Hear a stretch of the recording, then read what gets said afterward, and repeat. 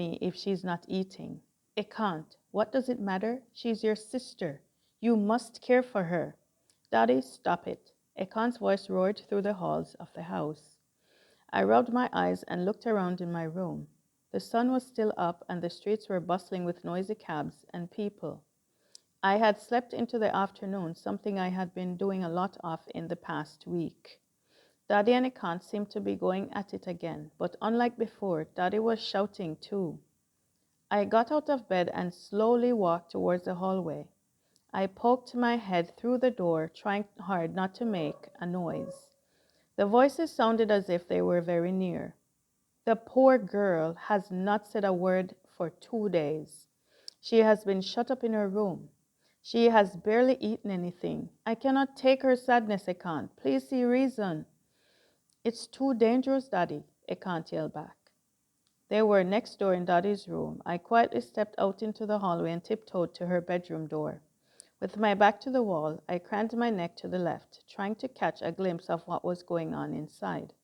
From what I could see, Daddy was sitting up against the headboard on her bed, and Ekant was once again pacing around the room. There are protests and fights constantly in this country, Daddy continued. But that does not stop the millions from traveling, Ekant. I quietly agreed with you in the beginning, but now your stubborn behavior has dragged on too long. We both know that if you and Shotu travel with Isha and the ashes, then no harm will come to you. It is only a matter of a few hours. My son, why do you stall? Daddy sounded exhausted. I didn't blame her. Ekan's stubborn behavior was nothing but exhausting. You do not know, Daddy? I do. Oh, stop it. Stop lying to me. You have never feared anything. Why behave as if you fear now? I admit there has been unrest in that region. Jagero's son was badly beaten, so I know firsthand what has gone on. But you have a reason and proof for travel. Plus, with Isha, no one will mistake you for a terrorist. Tell me what is the reason for your behavior, Daddy demanded. There is no other reason. Stop lying to me. Fine, I admit it. I am not afraid to travel. I just do not like having to do anything for that girl. He had stopped pacing and was facing her. I doubt anything would seriously happen if we were to travel, he confessed in a hushed voice. The SOB was afraid I might overhear him. Then why are you forcing Isha to stay and wait in this house any longer? Because I want her to see. See what? What it is like to stay here while everyone else is back in Canada enjoying a luxurious and carefree life. Let her burn here for a few more days. Maybe then some of that attitude will disappear. So he was doing it on purpose. Ekant, what is this that I'm hearing? Daddy asked, her tone revealing her surprise over his confession. That child has no attitude. You are jealous? This is unlike you, son. I have had to survive here and make a life for us. Have I not? All the while, she and her family enjoy their lives in Canada. I see the way she looks at us, as if we are inferior. Ekant, you are punishing her? Your anger has nothing to do with her, my son. Stop being angry. Stop being angry, Daddy. You of all people know what I've lived through. Now I beg you to stop bringing up this topic with me. We will not travel to Kirpur. She will not complete this journey until I say so. For once, I am asking you to listen to me. Let the princess rot a while longer. Maybe she will learn something. Ekan turned around and headed towards the door. I ran quickly back to my room and hid behind my door just as he stormed out and disappeared down the hallway. So this is why he's been stalling. What a jerk. I can't believe it. I can't believe it, I gasped as I stomped around the room. All this time, I had thought there was some real danger in traveling. Instead, this idiot was just having fun, keeping me caged up in this damn house. I kept pacing. I didn't know what to do. I was livid. How could he? He's made a fool of me. I stormed over to the chest beside the washroom door and yanked it open. There lay the emerald green sack. I lifted it out of the chest and removed the sack, revealing the rich wooden urn. Daddy, what the hell is going on? For sure this isn't what you wanted, I said, hugging the urn with one arm. I walked over to the window and looked out onto the street below. A little boy was herding 3 cows down the street. I watched as he guided the cows with a long, skinny stick. The animals would moan each time the boy whipped them from behind. As they passed by, one cow stopped right below my window. It wagged its tail for a while as the boy screamed at it to continue moving. The cow just moaned and didn't budge. Then suddenly it revealed itself. It relieved itself. It came shooting out from behind, releasing the most grotesque smell I have ever experienced. Ew, I covered my nose and I leapt away from the window. Did you see that, Dad? See, I don't belong here. Shit, literally, shit, shit, shit. I placed the urn on top of the closet chest. What do I do now? I have to get out of here. The political climate being dangerous was one thing, but now I know it was all BS. Ekant was talking crap. He wants to teach me a lesson. Me, a lesson. I'll show him, I said angrily, turning to look at the urn directly. Just then I realized I had placed it directly beneath that Sikh guru's photo, which still hung from the wall. Looking at it now, I felt as if his large dark eyes were piercing right through me. I hadn't really noticed it since that first night when I'd arrived in the country. These Indians are driving me insane, I said, looking in the direction of the urn and the portrait. I wasn't sure which one my comments and anger were directed at, but it made no difference now. These are your people, not mine. You hear me? Your people. I don't belong here. I told you that over and over, and still you sent me here. I wonder what Mom would say now, after I tell her that what Ekant's really been up to. I turned on my heels, determined to go call her and repeat every little detail that I had overheard. As I approached the door, my eyes fell on the photo of the girls, and specifically Mandy's beaming face. Finish what you went there to do. Her voice rang through my head. 3 things were needed: you, your dad's ashes, and Kiratpur. Mandy was right. I don't need Ekant. I can do this on my own. I looked at my dad's urn once more, but this time with determination burning in my eyes. Dad, I'm going to take you to Kiratpur by myself. Let's see who tries to stop me now.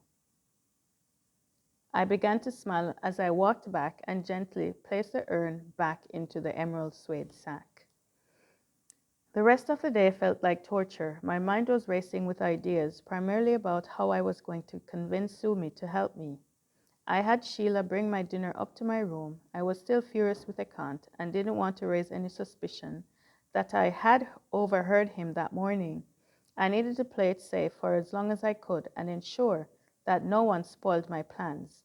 My mind was fully alert, pushing away any thoughts of sleep. There was a strange excitement about traveling on my own and defying Ekant. I giggled just imagining the look on his face when he realized I had taken off without him. Giving up on sleep, I jumped out of bed and got dressed before dawn. My excitement wasn't going to dissipate until I spoke with Sumi. So I walked up to the rooftop balcony to watch the sun rise in the east.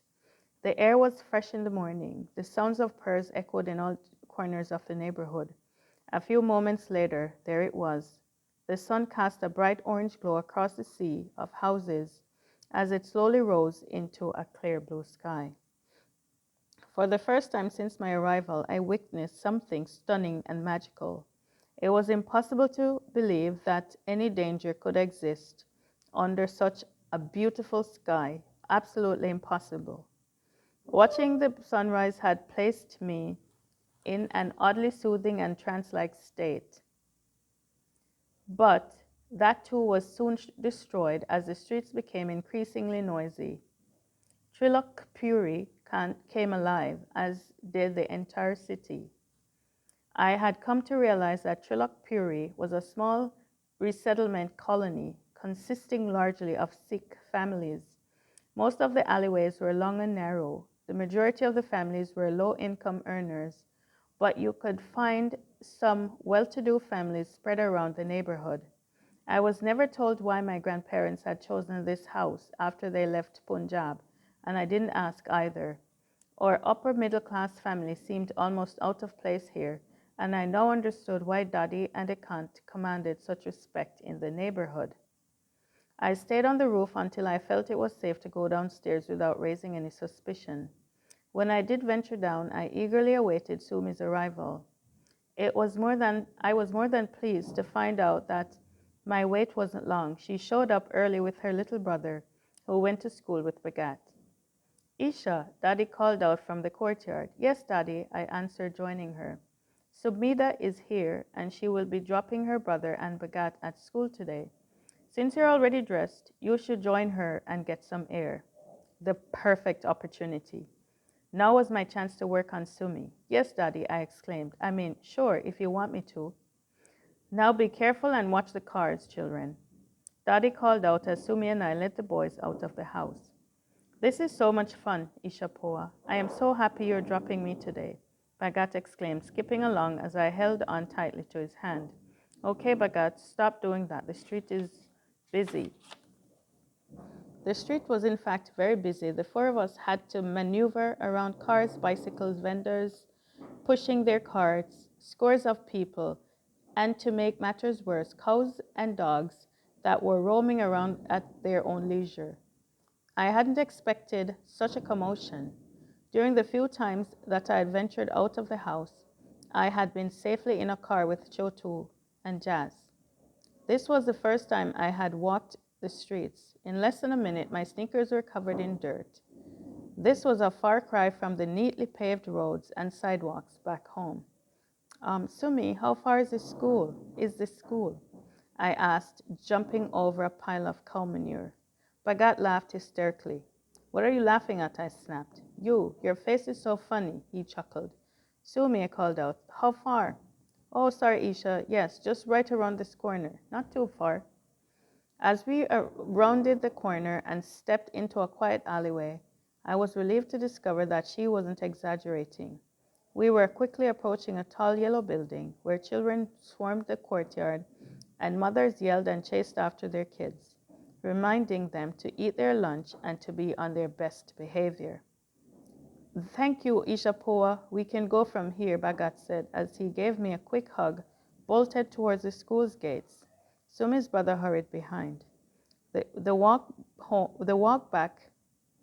had barely been 10 minutes, which didn't leave me much time to convince her. I would have to work quickly. Isha, shall we return? She asked in her usual soft voice. Sure, let's go.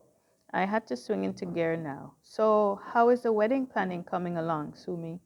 You must be so excited. Huh? What? I mean, why? She stammered. Your wedding? What? Did I say something wrong? I asked as she began to giggle. No, Isha. It's just that you have never asked me anything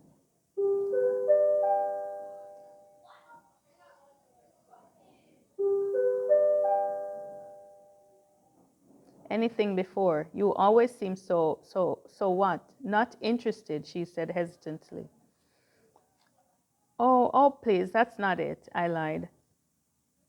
I've just been really preoccupied. I'm so worried about my father. It hurts me that his soul is not at peace yet, because his ashes have not reached Kirpur. What is the delay? She asked, sounding worried. I mean, Ekant is to travel with you, right? Ekant is too busy with work. It's already been over 2 months. Who knows how much longer he will delay? It's a sad situation, I said, stopping at the end of the alley. I wanted to speak to Sumi where it was quiet. Don't be sad, Isha. I am sure it will work out soon. No, I don't think so, Sumi. I heard Ekant saying yesterday that he thinks I'm a burden and that his work is too important. No. Yes, and I paused for a few seconds for a dramatic effect before continuing. He also said that if I care so much about my father, then I should just go on my own. On your own? But how?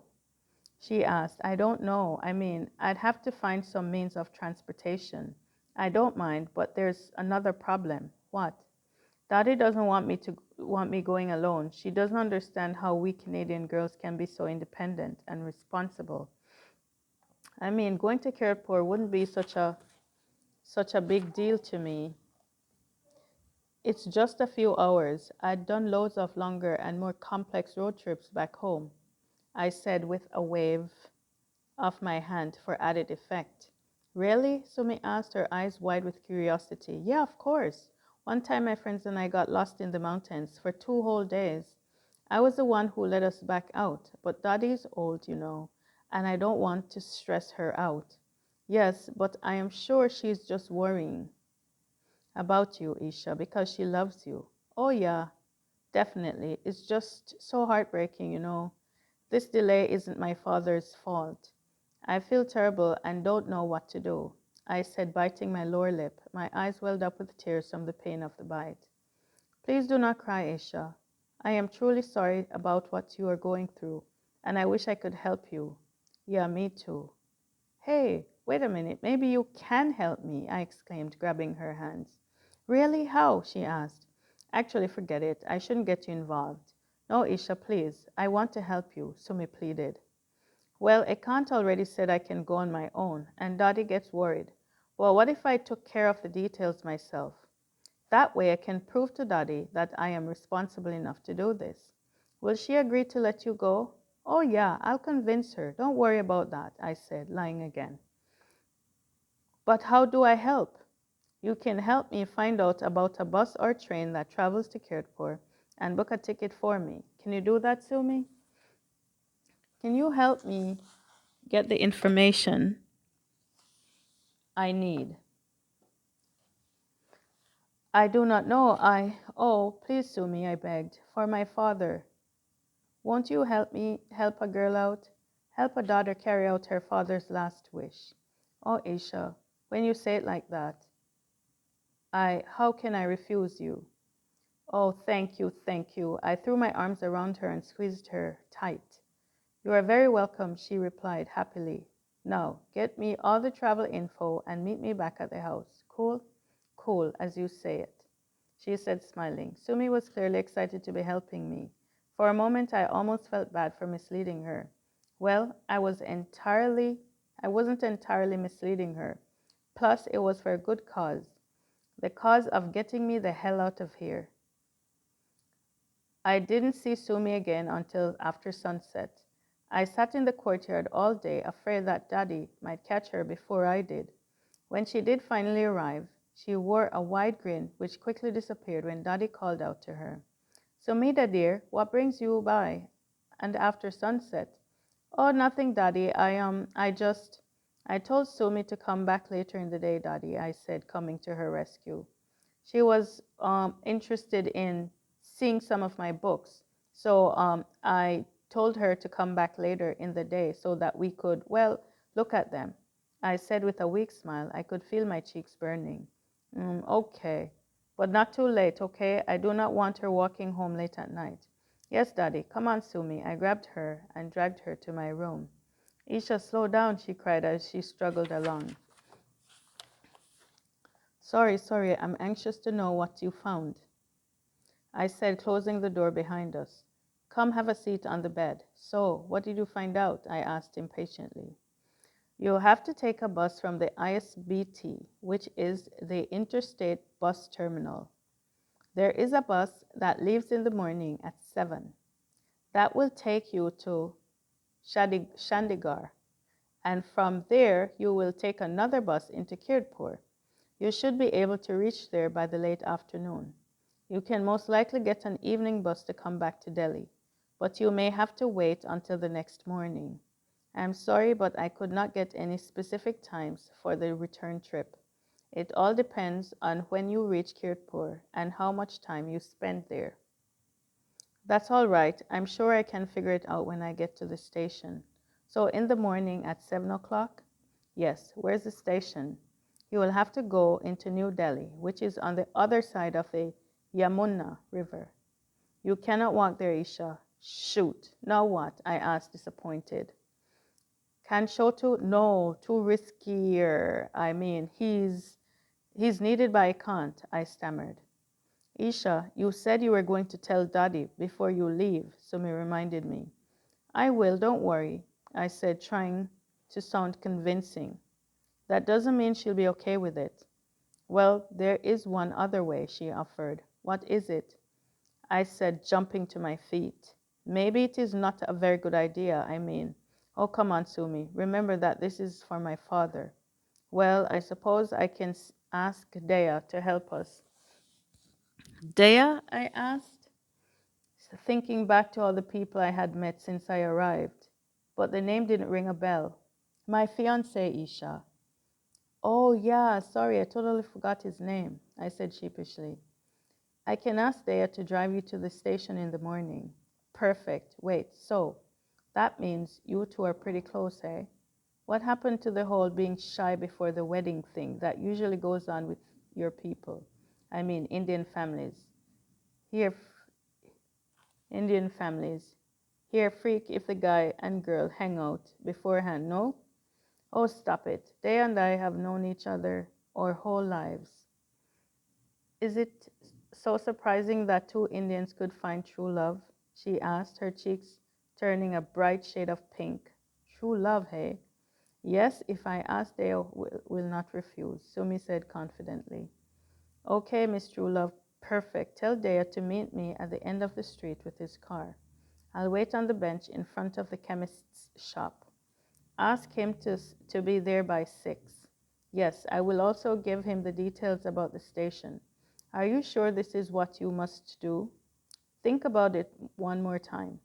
That is it, Sumi. I can't bear to think that my father's soul is not at peace yet. I mean, all of this delay for no apparent reason. You have no idea how much you have helped. You're amazing. Thank you so much, I said, hugging her. And I did mean it. With her help, I was much closer to achieving my goal. You are going to tell Daddy before you leave. Sumi reminded me again, only this time she stared at me as if she were trying hard to read my face. Of course, I said with a smile. I'll tell her in the morning before I go to meet Dea. That way, it will be too late for her to refuse. Now, what about the ticket? You get it at the station. Dea will help you. Great. You know what? I'm beginning to really like this Dea, I said, laughing. He's wonderful, Sumi added. Oh, true love, I teased. Okay, you should get going. It's late, and I don't want anyone getting curious, I said, ushering her out of the room. Promise me, Isha, Sumi said, stopping at the doorway. You will be careful. Delhi can be a very dangerous place for a girl alone. Remember, Dea will be in a silver car. Yes, yes, thank you, I said impatiently. Promise me you will be extra careful, she demanded again. Okay, yes, yes, I promise. Now come on, let's get you home, I pleaded. She smiled and walked happily through the doorway. I walked her to the front gate, watching her until she turned the corner. Her house was just a few steps away from the very corner. Satisfied that she had probably already reached home safely, I turned back and headed to my room. As I made my way to the stairs, Jas announced that dinner was ready. Not wanting to face the family members before my big escape, I told Sheila to serve me in my room once again. I waited patiently as she laid out my dinner. Before walking away, she gave me a suspicious look. Sheila, what are you looking at? I asked, annoyed. Isha, ma'am, are you all right? I mean, why are you again not eating with the family? She asked. I'm just not up for company, okay, Sheila? No more questions, please, I answered. Sorry, ma'am. It's okay. You can leave now. I can manage, I said, trying to get rid of her. Yes, ma'am, she said, appearing somewhat saddened by my response. Oh, and Sheila, one more thing before you go, I called. Yes, ma'am, she asked, stopping by the door. Please don't disturb me in the morning for tea. I wish to sleep in. I'll come down on my own, okay? Okay, ma'am.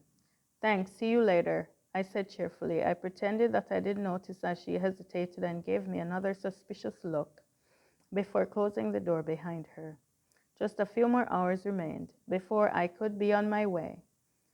I couldn't decide what excited me more, being out on my own finally, or the look on Ikon's face when he found out that I had done it without his help.